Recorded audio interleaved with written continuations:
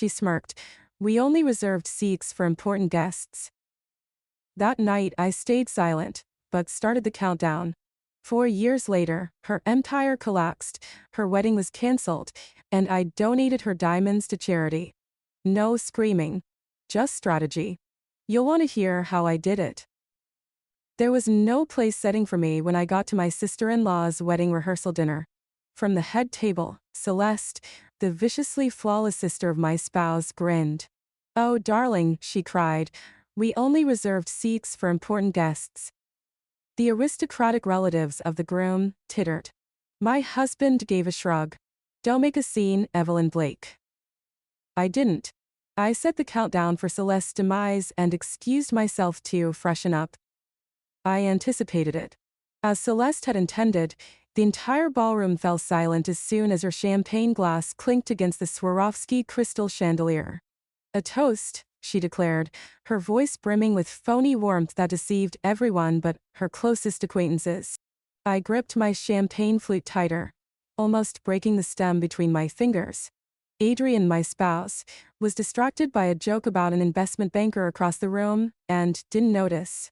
After months of organizing a charity banquet to support children's cancer research, Lucien Grant stood confidently in the heart of the event.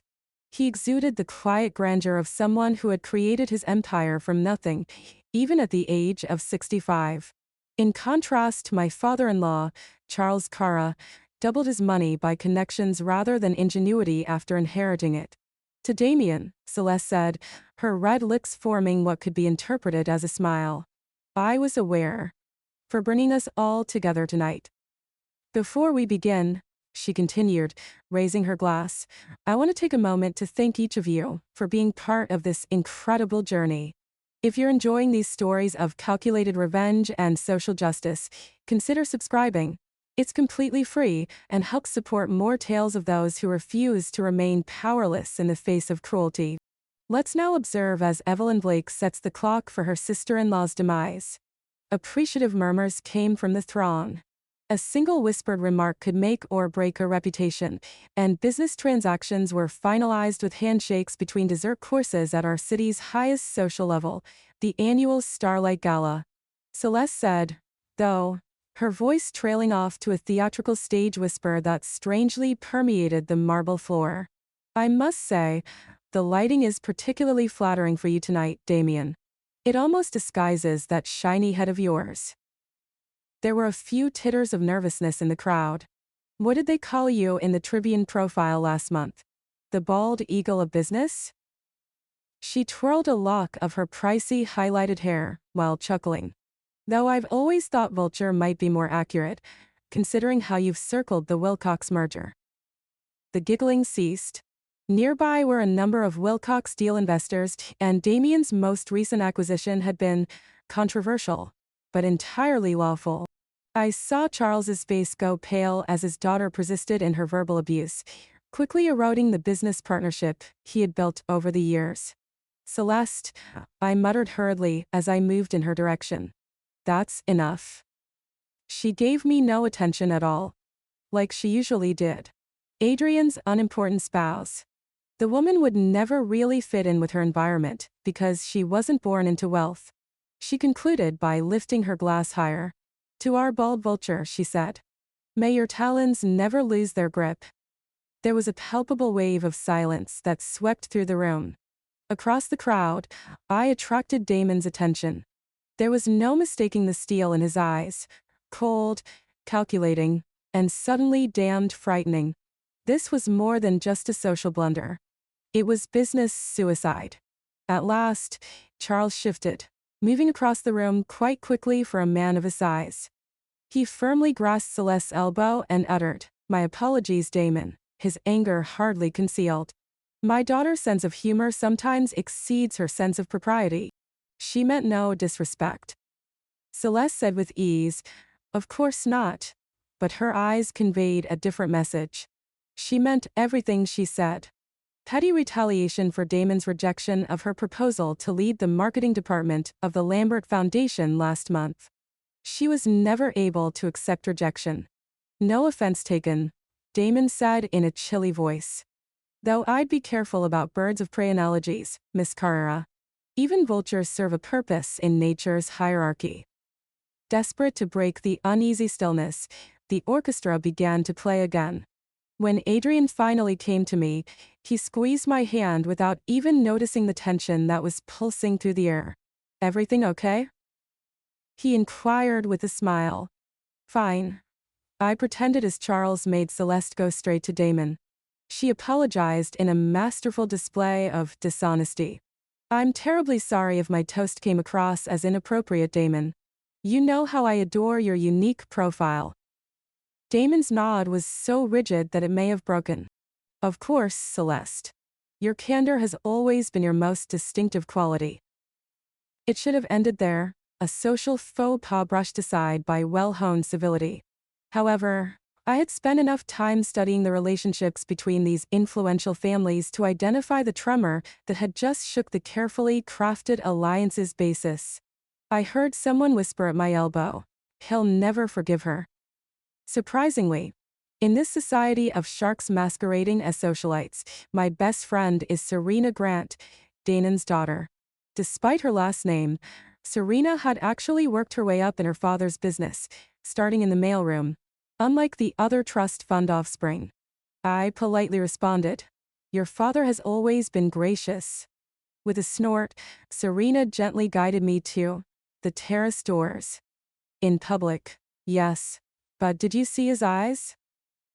We were surrounded by the lovely silence of the summer night outside. Below us, the Lambert Tower's characteristic profile dominated the glittering city skyline. With her words almost audible above a whisper, Serena admitted, "Your in-laws' business has been looking for an exit strategy for months. Charles constantly boasting about this merger with the Hartley Group. It is based on sand. The history between our families is the only reason Dad hasn't given up entirely." I calmly took in this knowledge, storing it away like the loaded weapon it was. I had put up with Celeste's subtle jabs for 4 years, her means of reminding me that I would always be an outsider. The Cara heir had been acquired by the scholarship girl, but she would never be accepted. "Don't say that again," Serena hurriedly added. "Dad would murder me." However, I believed you ought to be aware. The terrace door swung open before I could reply. With one arm draped across Lucien's rigid shoulders, Charles strode out, booming with fake joy. "Don't you think the future is bright, Lucien? We will rule the whole eastern seaboard after we complete the Hartley merger next month." Lucien said, "Yes," with a stiff, hollow smile. I saw that it missed his eyes, the same eyes that had met mine earlier, eyes full of silent rage. As the evening's fundraising segment came to an end, more visitors poured out onto the terrace. In his privileged bubble, Adrian found me once more, completely oblivious to the corporate Armageddon his sister had almost sparked. With pride, he informed me, "Dad says we've raised $8 million tonight. Celeste is already organizing how to use it to promote the wedding." She was, of course. Celeste's impending union with the Hartley heir was primarily about combining 2 family businesses, not love. I grinned and nodded, fulfilling my role as the obliging wife while reflecting inwardly on the network of deceit and power that kept this glittering world intact. The fireworks, which exploded above the river in dazzling displays of light, started at exactly 10 o'clock. I made my choice as everyone's faces looked up at the sky. For years of mild embarrassment, being the outsider for 4 years was tolerated but never accepted. For 4 years, Celeste crushed anybody who stood in her way with the careless brutality of someone who had never been held accountable. I silently vowed as the colors exploded above, highlighting Celeste's flawless profile, and my heart froze with resolve. Her pride would cost her dearly. Not tomorrow. Not the following week. But when it was just right, I would recall Damien's stern look, the hushed wisdom of Serena, and the rifts that run through the empire of the Cara family. Celeste was unaware that she had planted the seeds of her own demise tonight with a single champagne toast and a careless comment.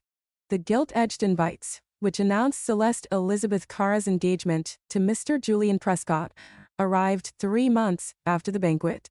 The envelope weighed more than my wedding ring, and the paper was so thick that it almost passed for cardboard.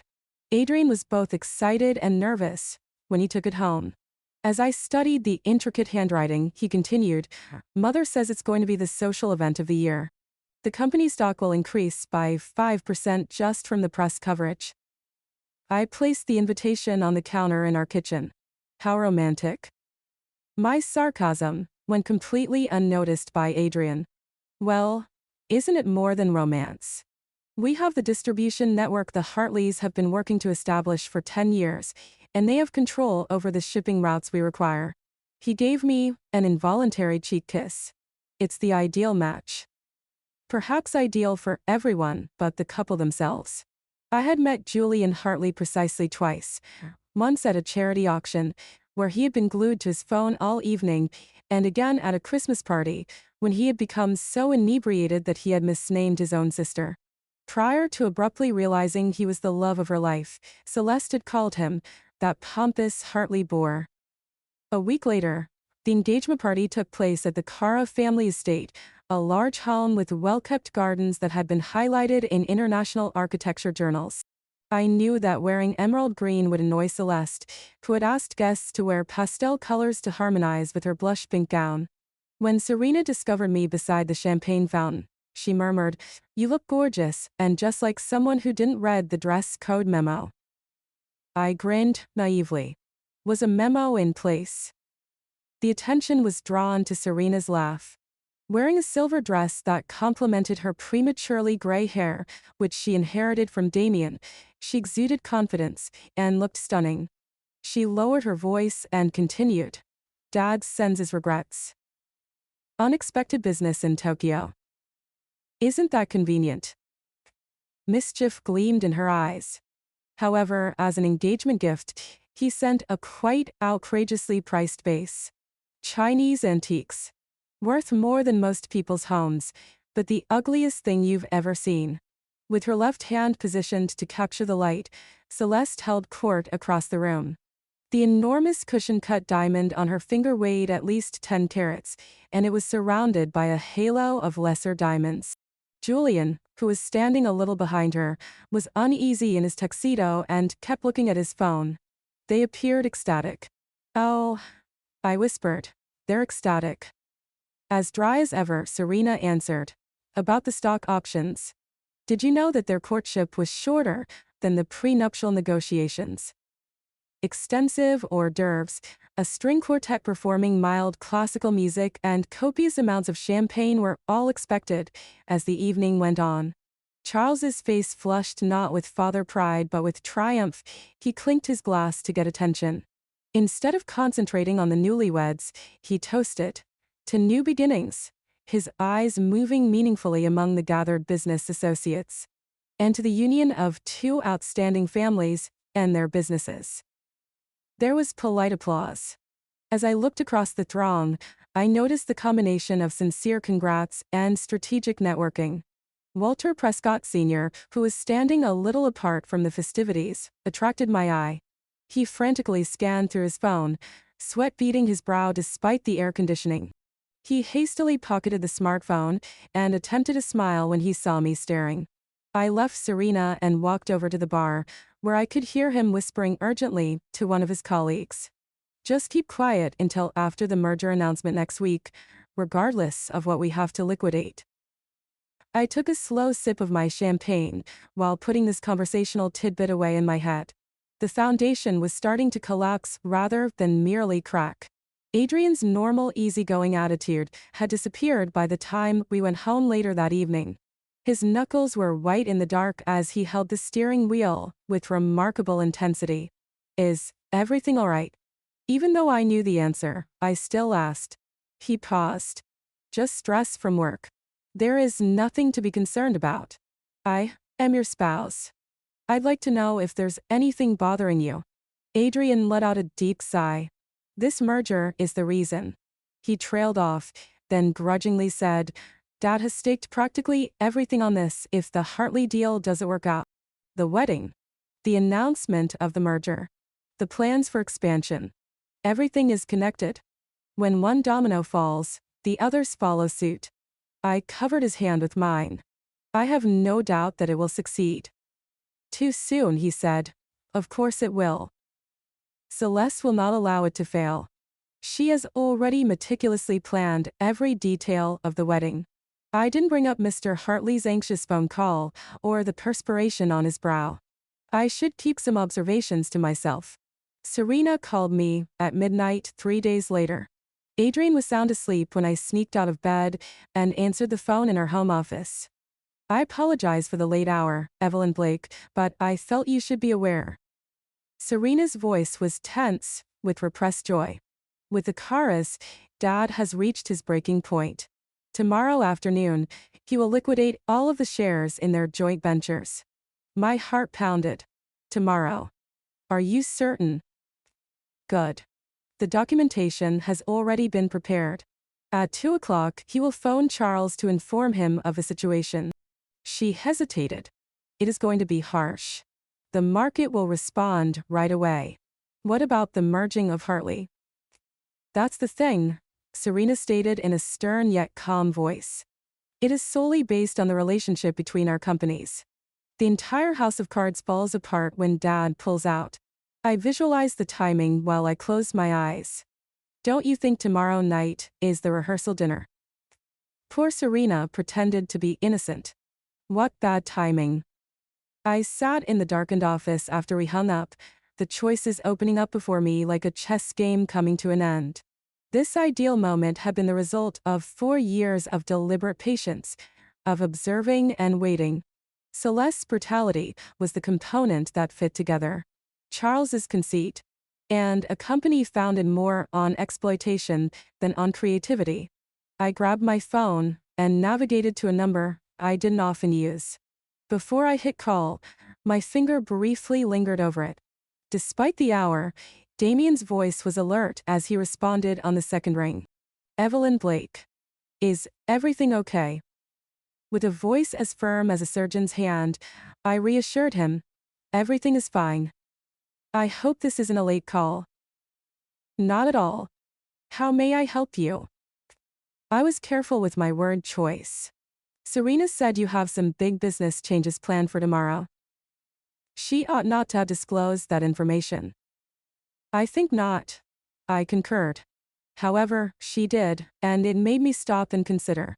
Regarding time, when I lowered my voice to a near whisper as I traced a pattern on my desk. What if your timeline was advanced to tonight? Between us, there was a long, understanding stillness. Tonight, slowly, he repeated. You mean at the rehearsal dinner? I didn't say yes or no. I didn't have to. Damien's low laugh was not amused. Rather, it was an acknowledgement of a good tactic. Evelyn Blake, haven't you always seen more than people give you credit for? I watch. I stated plainly. And, you want to do something now.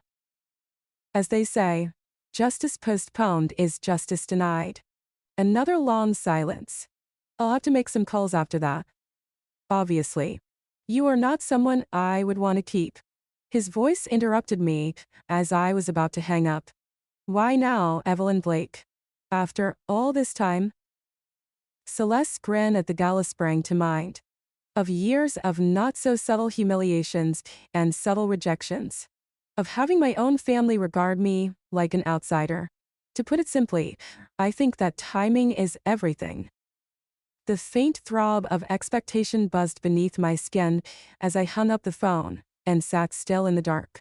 Celeste's idyllic existence would come apart tomorrow night, and I would be there to see every second of her demise. The next night, Adrian and I showed up at the rehearsal dinner, wearing a midnight blue gown that matched my meticulously applied makeup. Nothing overly ostentatious. Nothing to attract notice. It wasn't about me tonight. I was only the spectator tonight, the unseen spark that had ignited the action. The location, a posh restaurant with a view of a city skyline, had been fully reserved for the event. Warm light was thrown onto the assembled elite by crystal chandeliers, including the Hartleys, the Cara family, and a carefully chosen group of powerful business friends. The seats had been carefully set up by Celeste. At the table farthest away from the bridal party, I noticed with grim satisfaction that my card was nestled between two old aunts. When Adrian realized, he said, "I'll have them fix it," but I put a soft hand on his arm instead. "It's okay," I told him. "I'm content with where I am." I was too. I would be in the ideal position to observe the approaching disaster from my periphery. In a stealthy manner, I looked at my watch, 7:45 p.m.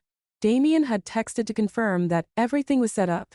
Over the last 18 hours, his crew had quietly and efficiently carried out the share liquidation. With their embargoes scheduled to lift at exactly 8 p.m., just as Charles would be delivering his rehearsal dinner speech, financial news sites had been warned. Excellent. I hardly tasted the exquisite arrangement of scallops that was the first meal to arrive. I was staring at the head table, where Celeste was strutting around in a silver sheath dress, a diamond necklace gleaming in the light as she did so. Julian had given it as a PR wedding gift, but I had a sneaking suspicion it was another calculated investment. Under the pretext of romance, they used another piece of collateral in their deal. With a glass of champagne in hand, Charles got up from his chair at 5 minutes to 8. He cleared his throat, and the conversational murmur subsided. He opened with the well-practiced resonance of someone used to boardroom speeches, saying, "Distinguished guests, cherished family members, we gather. Tonight, on the eve of a historic event, two great legacies will join together. Not just two people." I savored the moment like the vintage in my glass as I took a tiny sip of wine. Celeste and Julian will be solidifying more than just their love when they exchange vows tomorrow. The future will be shaped by them. A prosperous, growing future, and buzz. The sound of his phone vibrating against the table was loud. Charles looked down at the screen and scowled. I noticed the little tightening behind his eyes, but his expression stayed calm. Silencing the device, he attempted to proceed. As previously stated, a future of unparalleled opportunity for buzz, buzz, buzz. Now, there are gadgets all around the room, not just his phone. He spoke, but his words were muffled by the discordant symphony of notifications. The first person to examine his screen was Mr. Hartley. In real time, I saw his face turn pale beneath the chandelier light as the blood drained from it. His voice was choked as he interrupted. "Charles. The stock." He couldn't finish his sentence because Charles's phone rang loudly. He reserved this unique ringtone for his most important business calls. He explained himself with a forced smile. "Just a minute. It's probably nothing." It wasn't nothing, though. We could all see Charles's countenance change from one of bewilderment to one of wrath via the glass partition that separated the private dining area from the corridor. It was amazing to watch the development unfold, like witnessing a sculpture break apart from the inside out. A second later, he reappeared with a twisted expression. "You mean that he's withdrawn?" The orchestra was silenced by his scream. The glass he was carrying broke on the ground. "That isn't feasible." Only the following week was the paperwork completed. The room went cold. Clutching her diamond necklace as if it suddenly constrained her breathing, Celeste's palm shot to her throat. "Papa." There was a quality in her voice that I had never heard before. Sheer terror. Charles remained silent. Spittle flew from his lips as he yelled into his phone. "Give him another call. Tell Lambert that this is not possible. On Monday, the announcement will be made." The room echoed with the name Lambert. Gasps and whispers grew into a crescendo of panic as guests started looking at their own phones. Someone read aloud, "Cara Industries plunges 45% in after-hours trading." Another voice continued, "Lambert Enterprises sever all ties with Cara Industries effective immediately. Hartley Global is anticipated to leave the merger negotiations." On his feet, Walter Prescott Sr. wobbled, his face changing from white to gray to a troubling green. He tried to stabilize himself by reaching for the table, but he missed it and fell face first into his chocolate soufflé. The ensuing mayhem was beautiful. While business acquaintances gathered in corners, anxiously contacting their brokers, waiters came to Mr. Hartley's aid. Unsure of whether to play on, the orchestra clumsily switched to a solemn tune that further added to the impression of catastrophe. Throughout it all, Celeste remained still as the knowledge dawned on her flawless features. This was more than just a corporate failure. Everything she had planned came to an end with this. The nuptials, she muttered. Then louder. The nuptials. How about the nuptials? With his back to his fiancée, Julian was already yelling commands at his finance staff on his phone. The gesture expressed everything. There was no contest when it came to choose between Celeste and his family's wealth. Celeste lost her temper. With the same surprised look on his face as everyone else, Adrian had been watching the event unfold when she sprang at him. Take action. Her well-groomed nails dug into his arm as she shouted. Give your contacts a call. Give someone a call. This isn't possible. From his sister, Adrian gazed helplessly at his father, who was now slouched in a chair with his phone close to his ear, pleading with his legal team for advice. Silently he uttered, I don't think there's anything we can do. If Lambert is pulled out, said softly. I don't give a damn about what he did. Celeste's voice rose to a tone that caused the crystal to ring as she screamed. Repair it. I stayed seated and raised my wine glass to my lips in a composed manner. Across the turmoil, our eyes locked, mine steady with contentment, hers frantic with desperation. She had a brief glimmer of mistrust flash across her features. As soon as Julian's father regained consciousness, it was swiftly replaced by fresh fear, and he promptly started phoning his broker. The eatery was empty by midnight. Without even saying farewell to his fiancée, Julian followed his family, as the Hartleys left in large numbers. Eager to disassociate themselves with the collapsing Kara empire, business associates had slipped away. In the aftermath, just the immediate family was left, and they were all shell-shocked. Charles, Celeste, and I went back to the Kara estate with Adrian. The house now felt like a funeral parlor, even though it had been decorated with flowers for the garden ceremony tomorrow. Upstairs, Celeste vanished. Charles used a bottle of scotch to lock himself in his study. With the inevitable announcement, dawn broke. The wedding was called off. In her room, surrounded by wedding presents that would now be returned, I discovered Celeste. In its ivory splendor, her designer gown, mockingly perfect, hung on the closet door. She had no makeup on. She had been up all night, and her hair was tangled. Her eyes were red-rimmed when she looked up, but I could tell she wasn't crying for love with the same certainty that I knew the sun would rise. The empire that had eluded her was the reason behind her tears. For the prestige she had forfeited. For the future which had vanished in one night. Are you content now? She spoke in a raspy whisper. I rested my weight on the door frame. Why should I be pleased that your wedding was called off? She gave a bitter laugh. Empty. Don't act fake. Last night I saw you. You relished every moment. I didn't dispute it.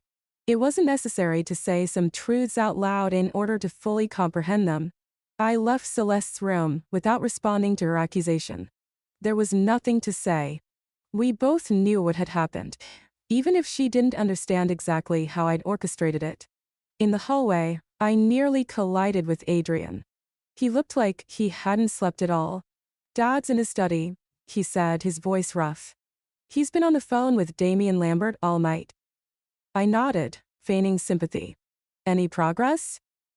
Adrian ran a hand through his disheveled hair. Not a single one. Lambert won't budge. Dad's offered everything. Increased shares, board positions, even naming rights on the new headquarters. And Damian's response? He just keeps referring to some formal letter his legal team sent over. Adrian leaned against the wall, suddenly looking older than his 32 years. Apparently it states, effective immediately, all ties are severed. No negotiation. No transition period. Just done. From downstairs came the sound of something shattering, Charles's rage finding a physical outlet. I winced, not entirely acting. The house had been in the Kara family for generations. Its antiques and artwork were worth millions.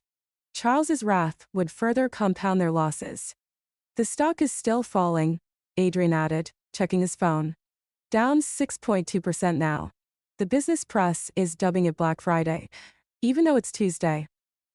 He peered up at me, eyes bloodshot. We're ruined, Evelyn Blake. I placed a soothing hand on his arm. Not ruined. Changed, maybe. You don't understand. Everything, the house, the vacation properties, even our personal accounts, it's all related to corporate stock and assets. Dad used everything to his advantage in the Hartley merger. Everything. Everything. My voice was colored with real surprise as I asked. I had expected some financial harm, but not total destruction. Adrian gave a somber nod. Because Dad was concealing our liquidity problems, the prenuptial talks took a very long time. Without the merger itself, the Hartleys sought assurances that we were unable to deliver.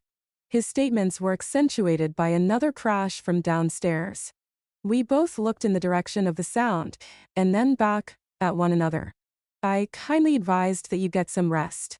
It will be hard enough tomorrow. Adrian gave a halting laugh. Tomorrow.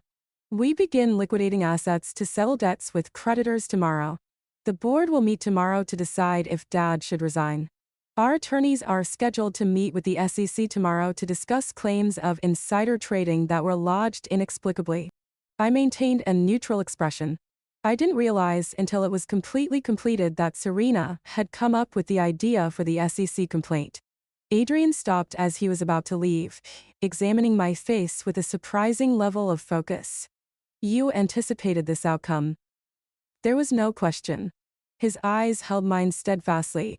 They were just like his father's, but warmer and sharper. I came to the realization that he had always been more perceptive than his family acknowledged. Not exactly, I said thoughtfully. Not the magnitude of it. But you had some knowledge. He took a step toward her.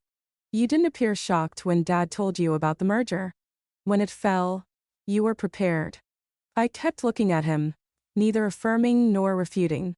A long minute later, his face took on an odd expression. Not rage. Not treachery. However, anything like to respect. He whispered softly, "Remind me never to underestimate you," and went on to his former bedroom down the hall. The events of the following week were breathtaking, heartbreaking, and impossible to ignore, like a slow-motion auto accident. Every agonizing detail of what they called the Cara collapse was covered by the business press. Lawsuits were filed by investors. Charles was forced to resign by the board. The family had to take a regular plane back to New York in economy when creditors confiscated their private jet in midair. Perhaps the most interesting thing to observe was Celeste's social death. Her calls were abruptly unanswered by the same friends who had fought for places in her bridal party. For some reason, invitations to charity events and galas stopped coming in. Once overflowing with admiring remarks, her social media pages suddenly vanished. I went to Adrian's family lawyer's office, 10 days after the disastrous rehearsal dinner. The lawyer described their alternatives, none of which were good, in what felt like a funeral parlor in the magnificent conference room. He tossed documents across the gleaming table and added, "The Manhattan apartment must be sold immediately, as well as the vineyard in Napa and the Hamptons property." Diminished in a crumpled suit, Charles only nodded. But Celeste was not taking defeat so well. "What about my private property?" she insisted. "I have an $8 million insurance policy for my jewelry collection." Uncomfortably, the lawyer cleared his throat. "Regretfully, the majority of your collection was acquired using company monies or company accounts. For liquidation, such things have previously been inventoried." "That isn't feasible," Celeste punched the table with her palm. "My father gave me my diamond parure. A gift bought through the company," the attorney softly clarified, "as a write-off for taxes. The documentation is really clear." Celeste continued to argue when we exited the meeting, raising her voice to a level that caused the receptionist to flinch. Silently, Adrian and I entered the elevator. "Are you going to stay?" As the doors closed, he inquired abruptly. "With me, I mean now that." He made an ambiguous gesture that encompassed the whole scenario. I grasped his hand. Do you believe that I would you just to get your money? His smile was sorrowful. I wouldn't blame you if you had. Everyone else wanted us to do that. Everyone else is not me. The reality was more nuanced. Although I hadn't married Adrian for love, I also hadn't done it for his money. Not initially. He was nice while his family was mean, which is why I married him. Because, when they looked through me, he saw me. Later, love had built steadily and quietly. I now saw that love had grown into something true, as I watched him deal dignifiedly with his family's demise. Serena asked me to lunch at a quiet restaurant outside of the financial area 2 days later. As she raised her water glass in a toast, she exclaimed, "To the architect of the most elegant revenge I've ever witnessed. I didn't think you were capable of it." I gave a small smile. I had great assistance. Dad just gave us the chance. You knew when it would be best to attack. From her purse, she took out a tiny velvet clutch. I have something for you. A string of flawless South Sea pearls was found within the purse. I knew who they were right away. When Celeste wore them to my wedding, she loudly remarked on how much they were worth in comparison to my little diamond pendant. How did you? With a cunning grin, Serena declared, they were involved in the asset seizure. They were purchased by Dad's business during the liquidation. He believed they could be useful to you. A trophy for the true Adrian. We both laughed conspiratorially, but mine was a hollow laugh. I was learning that getting revenge wasn't as fulfilling as I had thought it would be. The years of insults and humiliations were not forgotten. Old wounds were not healed. All it did was balance the scales. I made a final trip to the Cara estate the next weekend. Before the property went up for auction, the last of the family's possessions were being packed up by movers. Celeste had vanished from view. According to rumors, she had agreed to stay at a guest house in Connecticut offered by a distant cousin until she could recover. Except for a few items of jewelry that were considered to be Charles's personal belongings, the safe in the master suite was open and empty. He had given Celeste a number of things over the years, which she had proudly displayed whenever she had the chance. I collected the last few things, which included an emerald pendant, sapphire earrings, and a diamond tennis bracelet, and put them in my purse while the movers were preoccupied downstairs. Not worth keeping. But with a reason. It was like completing a circle. I anonymously donated to the Children's Cancer Charity that had organized the banquet where it all started that night. The note that went with it stated that the jewelry would be up for auction during their upcoming fundraising event. The irony was delicious. The exact cause that Celeste had previously utilized only as a backdrop for her social rising would now be funded by her status symbols. A weight lifted off my shoulders as I left the courier service. The empire of Cara had collapsed. However, something more truthful could rise from its ashes. For Charles, humility, maybe. Perhaps self-awareness for Celeste. Freedom from his family's harmful expectations is unquestionably important to Adrian. And a silent Adriany for me. Indeed, but also with closure. The scales were in balance. Precise and cold justice had been done. Adrian and I left the penthouse we had shared for a humble home in Brooklyn 3 weeks after the fall of the Cara Empire. The structure required repair. The previous occupants left scratches on the hardwood floors. However, sunlight poured in through tall windows, promisingly warming the vacant rooms. Neither of us had ever owned a property unrelated to the family fortune before that time. As we hauled in our first boxes, Adrian sheepishly said, "It's small." "It belongs to us," I told him. "Actually ours." At last, we were beginning anew, according to our own terms. Establishing a fresh start in life. Adrian had agreed to teach at a business school, which was a big pay and status drop from his previous CEO post. However, when he talked of a chance to mold young minds without his father's shadow hanging over him, his eyes had brightened. A month after we had moved in, Charles asked to come see us, which startled me. He was a different man when he came. Khakis and a basic button-down shirt took the place of his fancy suit. The expensive watch was gone. His demeanor was less authoritative, yet more genuine in some ways. He said, looking around our living room, "Nice place." No insults. No flattering remarks. Just a basic observation. Charles and I were alone with a pot of coffee as Adrian had been called to the university for an urgent faculty meeting. He cleared his throat, breaking the uncomfortable pause. "Evelyn Blake, I must apologize to you." I arched an eyebrow, but remained silent. "I saw you as," he paused, trying to think of something to say. "When Adrian first brought you home. Below you," I added. I was surprised by his candor as he nodded. "I was mistaken. The only person who could see us clearly was you." Who could clearly see Celeste?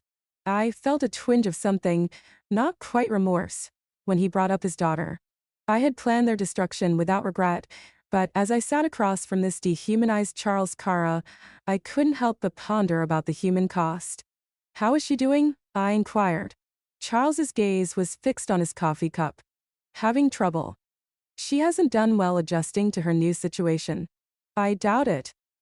She received an offer from her cousin Marcus to teach at the finishing school he owns in Switzerland. Charles laughed, but it was a serious chuckle.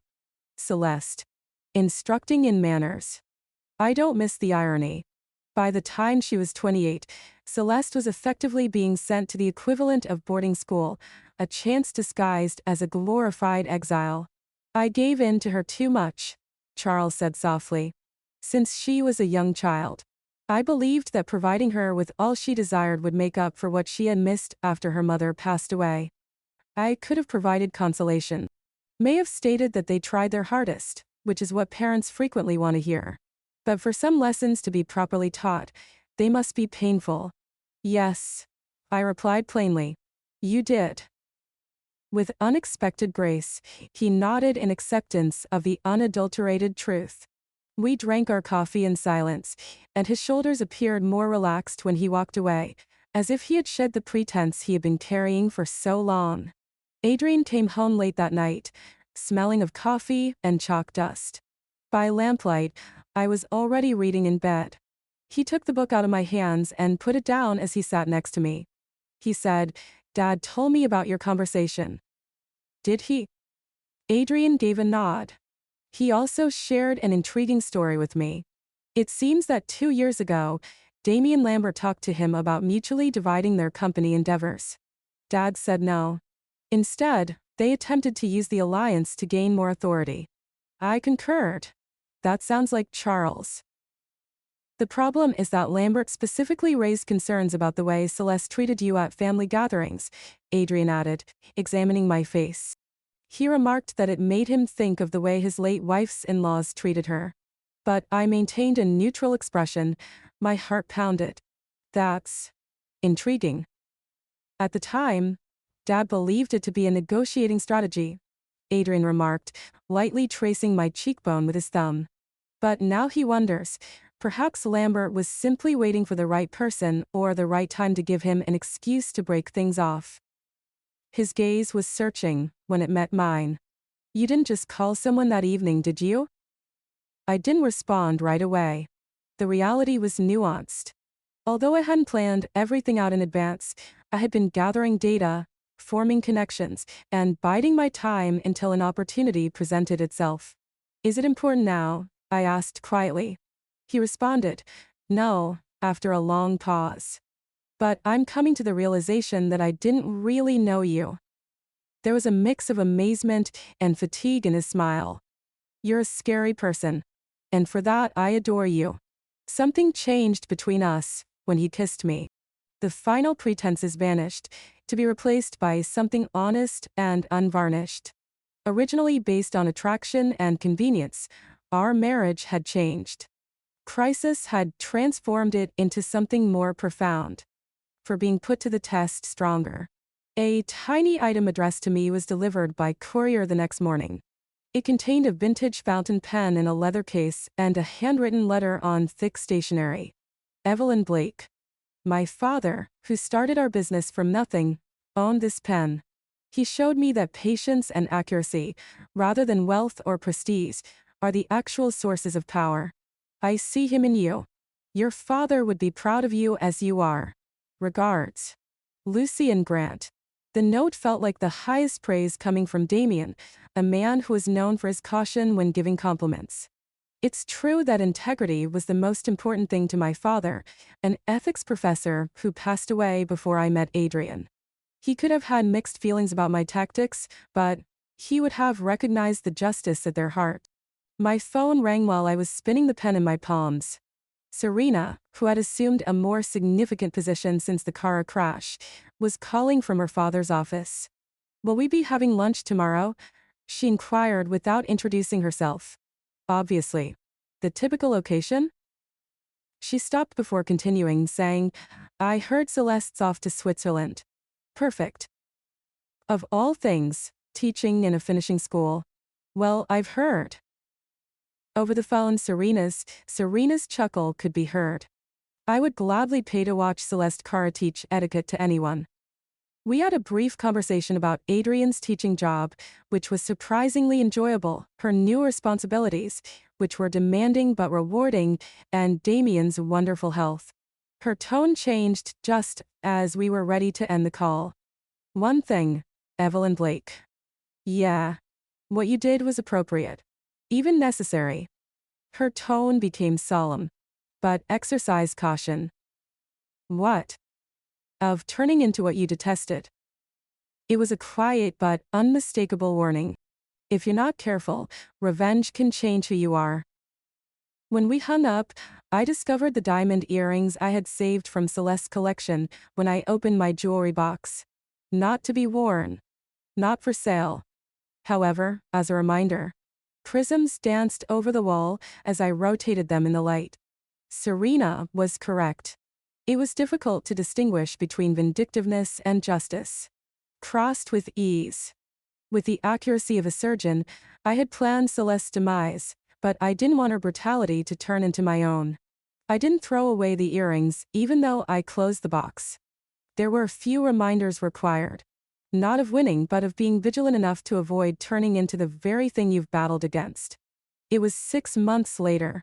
As winter gave way to spring, the potted plants on the little balcony of our Brooklyn brownstone began to flourish again. The city seemed different now. Or maybe I had changed, seen the world without the poisonous influence of the Cara family. Academically, Adrian flourished. He was well-liked by both academics and undergraduates because of his innate charisma and sincere concern for his students.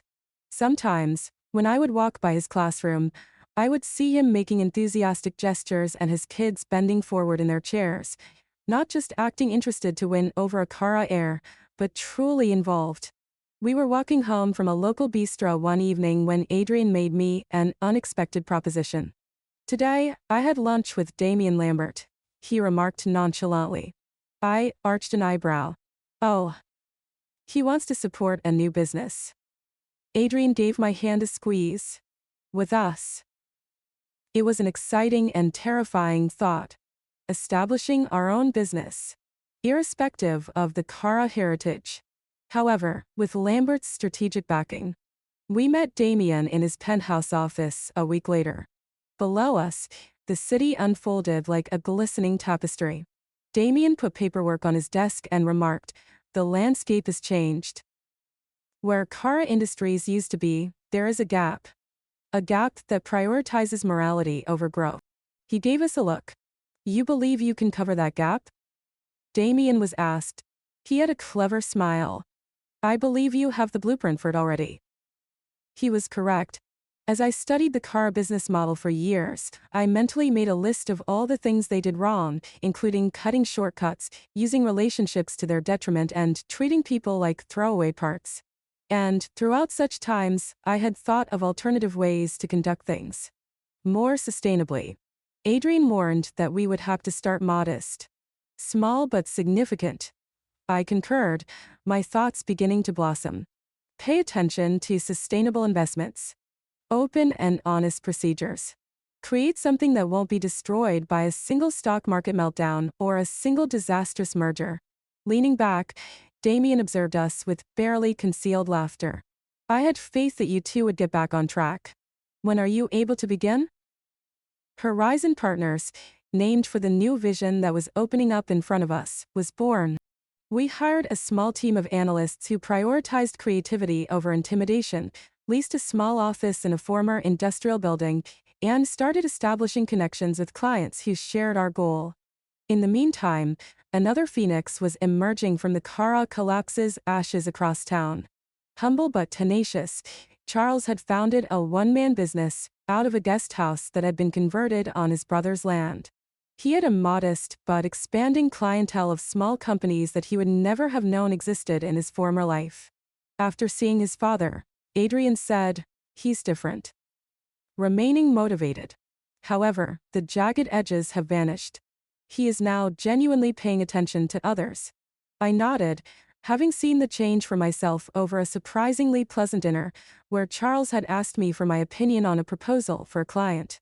He was now gaining respect the hard way, by a character and skill rather than money and connections. After 8 months of our new endeavor, we received an envelope bearing a Swiss postmark. No address for return. Not a word. A postcard with a picture from the Starlight Gala, the night it all started, was inside.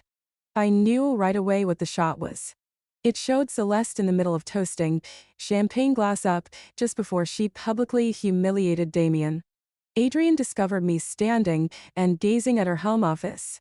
From Celeste, he recognized his sister's unique handwriting on the address and asked. I gave a nod. No message. He looked at the picture. What does it mean, in your opinion? I felt the weight of the postcard in my hand as I traced its edge. Perhaps recognition. Recognizing. The picture symbolized the start of her demise, a moment of conceit that had set off a chain of events. She acknowledged the symmetry by sending it. The fairness of what transpired. Not as a prize, but as a reminder that even seemingly insignificant actions have an impact that eventually finds its way back to the original source. I framed the postcard and put it on my desk at Horizon Partners. Serena asked us to supper at a posh rooftop restaurant about a year after the Kara fall.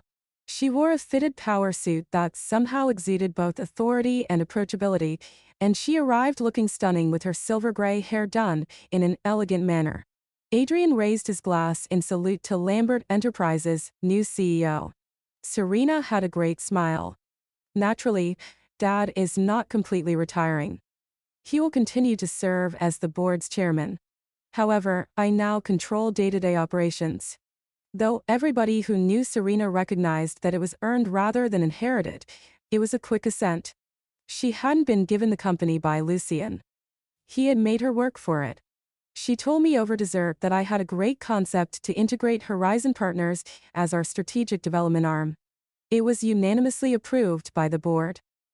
The alliance would provide the ideal blend of development and control, allowing us to reach a far wider audience while retaining our independence.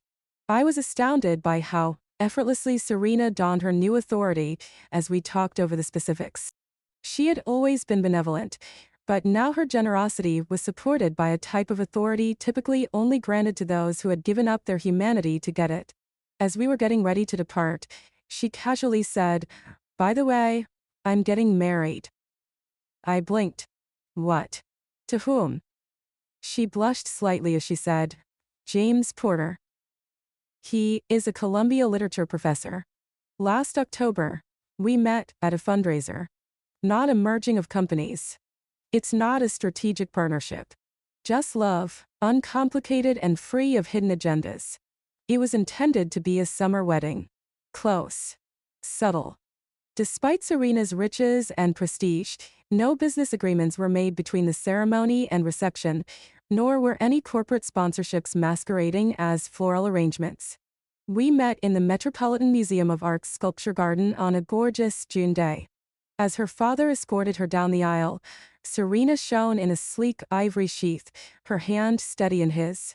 Lucien grinned with unabashed pride, displaying his advanced age, but still his strength. At the reception, he whispered to me, "I never imagined the day would come when a Lambert married for love rather than power." I saw Serena and James perform their first dance together. Even though they had never taken any lessons, their movements were flawlessly timed. Times are changing, Lucien remarked softly as he lifted his glass toward me. Thanks to you in no small way. As the evening went on, Serena and I were standing next to the fountain, both of us a little removed from the festivities, taking in the joy we had contributed to. Do you recall when we met? She inquired. When Celeste unintentionally spilled red wine on your white outfit at that terrible Christmas party. I chuckled quietly. How could I have forgotten? You showed up with a knowing expression and a club soda. Serena confessed. I sensed a kindred spirit. Someone who played the game despite seeing through the facade. She looked about at the people present, real friends, not business associates. Observe where it led us. I followed her eyes to Adrian, whose face was filled with real enthusiasm as he talked with James about some arcane literary theory. Daniel was nearby showing a retired judge pictures of his community garden initiative. Damien, who was sitting calmly, was watching his daughter's joy with contentment. I muttered. Karma doesn't forget addresses, an old proverb of my father's that seemed especially fitting. My hand was squeezed by Serena. Friends don't either. As the orchestra began to play another waltz, Adrian came to my side and held out his hand. I moved across the floor with the ease of partners who had been through storms together and come out stronger as I stepped into his arms. We had moved on from the past. The future, full of promise, spread out in front of us like the moonlight on water. Beautiful, welcoming, and wholly our own. The peace that followed was ultimately the sweetest form of retaliation, not the fall. Evelyn Blake didn't fight or scream. She waited, observed, and reconstructed her life according to her wishes. Growth and quiet can sometimes speak louder than conflict. Keep in mind that setting boundaries, not resentment, is the first step toward healing if you've been harmed. Invest in yourself, make a dignified decision, and let karma take care of the rest. Have you ever been betrayed in a way that altered who you are? Your voice could make someone else feel less alone. So share your tale in the comments section. And never forget that the true triumph is rising above.